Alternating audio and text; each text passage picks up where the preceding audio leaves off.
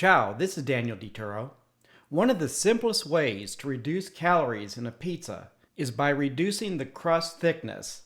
This focaccia-like thick crust pizza has twice the calories of this thin crust pizza. For this recipe, you'll need 4 cups of unbleached bread flour. High-protein bread flour will allow you to produce a thinner crust than using all-purpose flour. 1/4 ounce of instant or active dry yeast. If you use active dry yeast, proof it to assure that the yeast is still active before adding it to the flour. About 2 tablespoons of olive or vegetable oil, and about 1½ cups of water in all.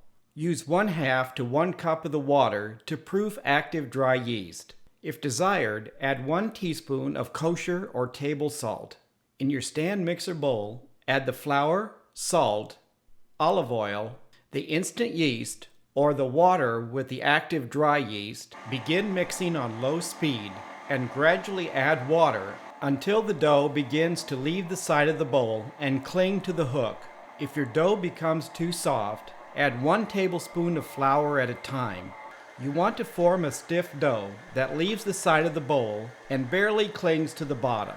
Increase mixing speed to the manufacturer's recommendation for kneading dough and knead 6 to 8 minutes.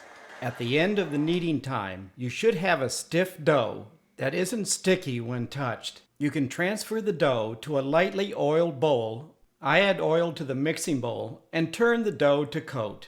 Cover the bowl and let the dough rise in a warm place 60 to 90 minutes or until double in bulk. Divide the dough into 3 pieces to form 3 12 or 14-inch diameter pizza crusts, depending on your desired thickness. You can form the dough in a pizza pan lightly coated with cooking spray or oil.